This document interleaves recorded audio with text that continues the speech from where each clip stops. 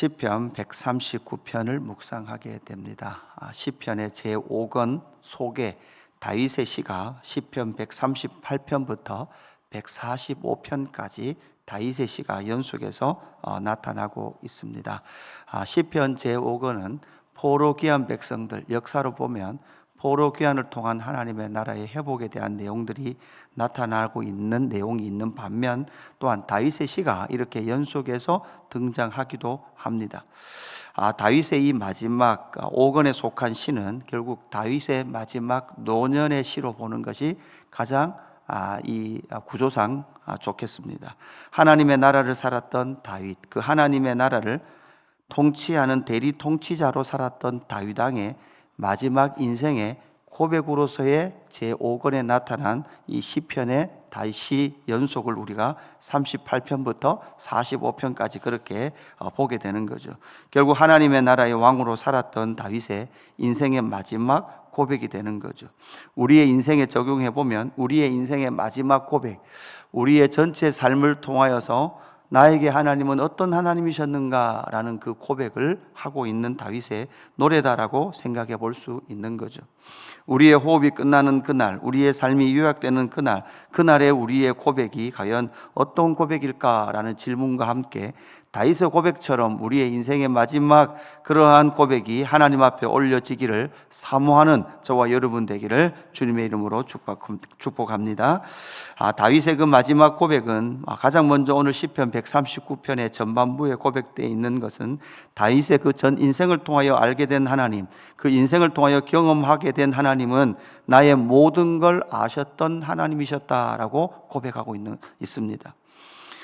다윗의 모든 삶과 통치 그리고 그의 모든 관계 속에서 하나님 앞에서 하나님은 어떤 하나님이셨는가, 나의 모든 것을 아시는 하나님이셨구나라는 것이 그의 마지막 인생의 고백이었습니다. 여기서 알다라는 것은 야다, 경험하여 아는 거죠. 지식, 어떤 정보로서 알게 된 하나님이 아니라 자신의 모든 삶을 통하여 하나님의 하나님 되심을 알게 되었다라고 고백하고 있습니다. 그래서 오늘 시편 139편 1절은 여호와여 주께서 나를 살펴보셨으므로 나를 아시나이다 이렇게 선언하고 있습니다. 이 시의 고백은 결국은 자신의 모든 삶을 돌아본 결과 하나님은 나를 살펴보셨고 나를 살펴보심으로 말미암아 나를 아셨던 하나님이셨구나라는 것이 다윗의 고백입니다. 그러니까 전지하신 하나님이시죠. 하나님은 무엇을 아셨습니까? 2절에 보니까 주께서 내가 앉고 일어섬을 아시고 멀리서도 나의 생각을 밝히 아시오며 이렇게 고백하고 있죠. 그러니까 다윗의 생각을 알고 있는 거죠.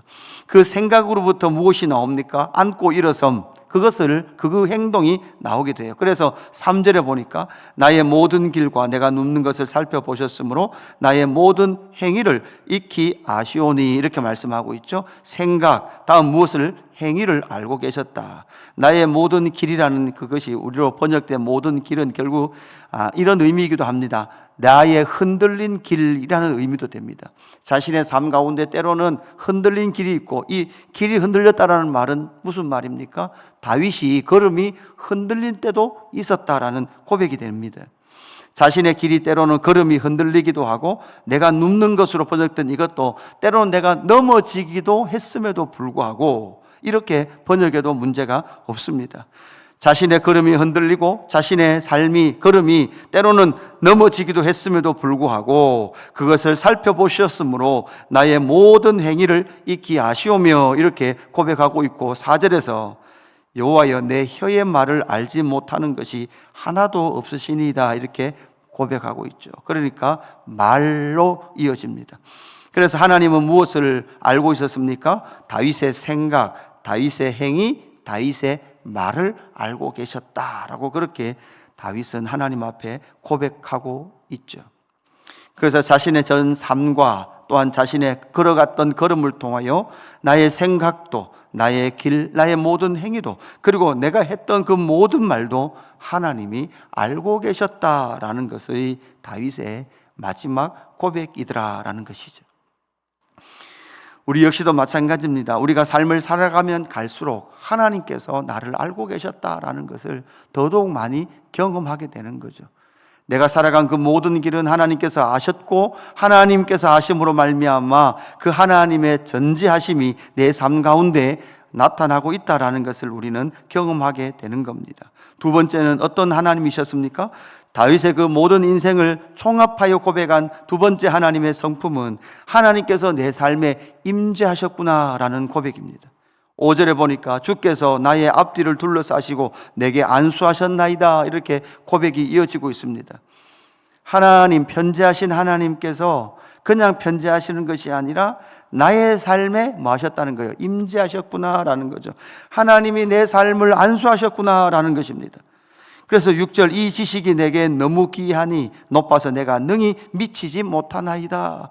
하나님, 전지하신 하나님께서 편재하시는데 그냥 모든 것에 편재하시는 것이 아니라 나의 앞뒤를 둘러싸시고 내게 안수하셨어요. 그렇게 내게 안수하셨던 하나님은 어떤 하나님이십니까? 너무 귀하고 높아서 능히 다 미치지 못한 그 하나님의 비밀이 7절에 보니까 내가 주의 영을 떠나, 이렇게 되어 있습니다. 내가 주의 영, 그러니까 성령님께서, 주의 영께서 나와 함께 하셨다, 나에게 안수하셨다라는 것을 그렇게 고백하고 있는 거죠.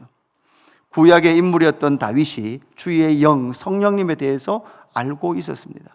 시편 110편에서는 뭐도 알고 있었습니까? 예, 두 여호와를 알고 있었죠. 두 주를 알고 있었다라고 볼 때 성부 하나님과 성자 예수님과 무엇까지, 성령 하나님께까지도 다윗은 알고 있었다라는 거죠.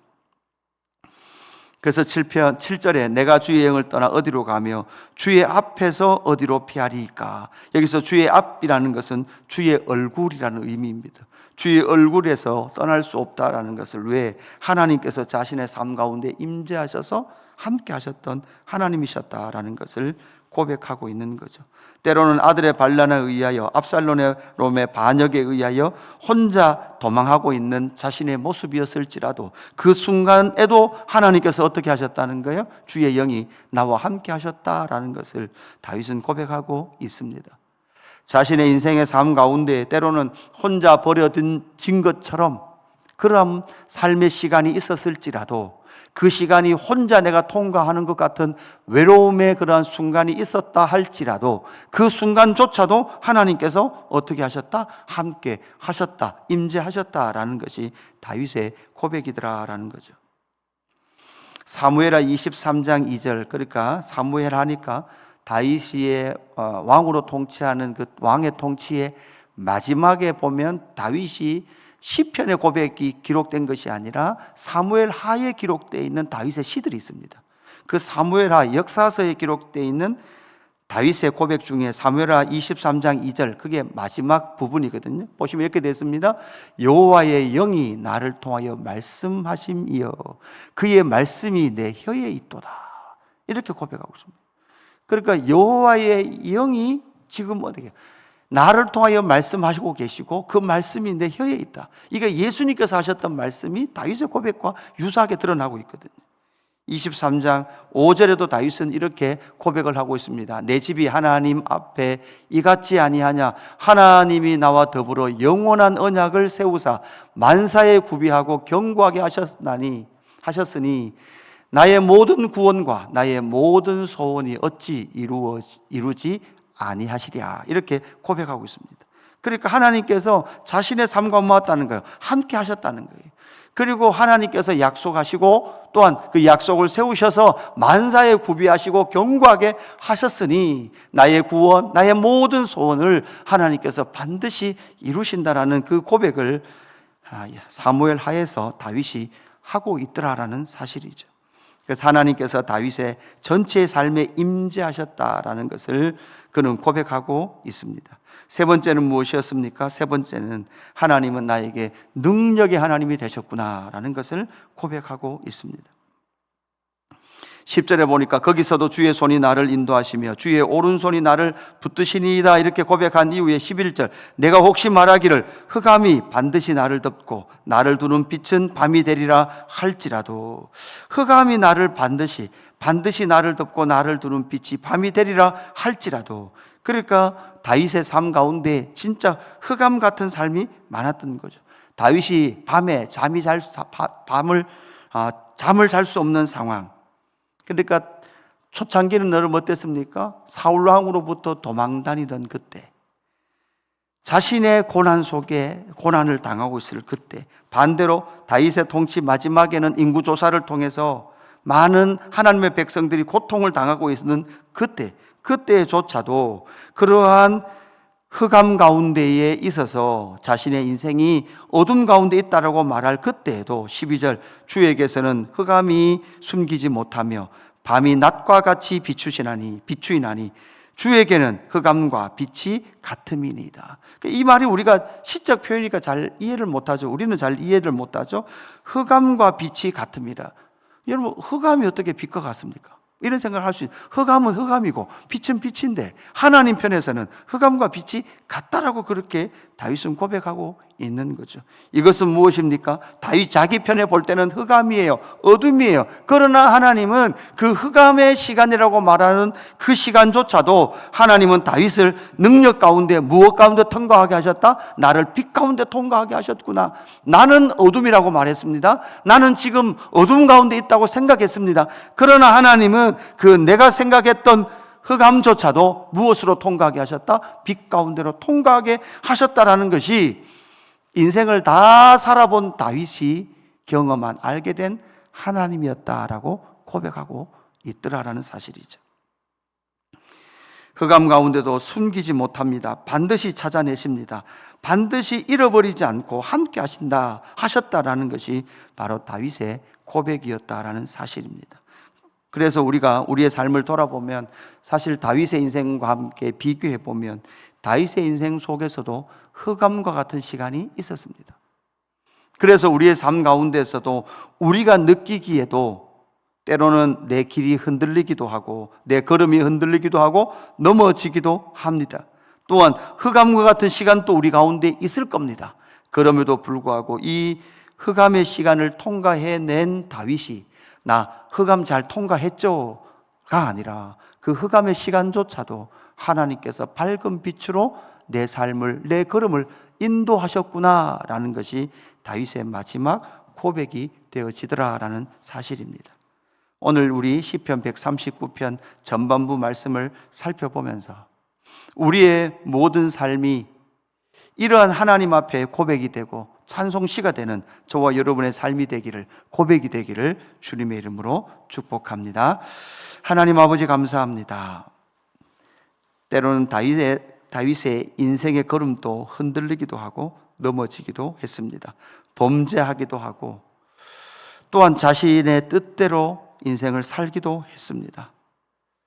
그럼에도 불구하고 그의 모든 삶 가운데 하나님 앞에 고백되는 이 고백, 모든 걸음을 아셨던 하나님, 또한 자신의 삶 가운데 임재하시고 어둠을 빛 가운데로 통과하게 하셨던 그 하나님의 하나님 되심, 자신의 모든 것을 아시며 생각과 행위와 말까지 아시며 자신의 삶을 인도하셨던 하나님이셨구나라는 그 고백이 우리의 삶의 고백이 될 수 있도록 인도하여 주옵소서. 하나님, 우리도 때로는 우리의 걸음이 흔들립니다. 넘어지기도 합니다. 어둠 가운데 있기도 합니다. 그러나 하나님은 결코 우리를 잃어버리지 않습니다. 결코 우리를 포기하지도 아니하십니다. 저 바다 끝 가운데 거할지라도 반드시 우리의 삶을 찾아내시고 우리의 존재를 찾아내시는 하나님이신 줄로 믿습니다. 이 믿음 가지고 주의 길 걸어가는 저희의 삶이 되게 하여 주옵소서. 감사함을 드리며 구주 예수 그리스도의 이름으로 기도드리옵나이다. 아멘.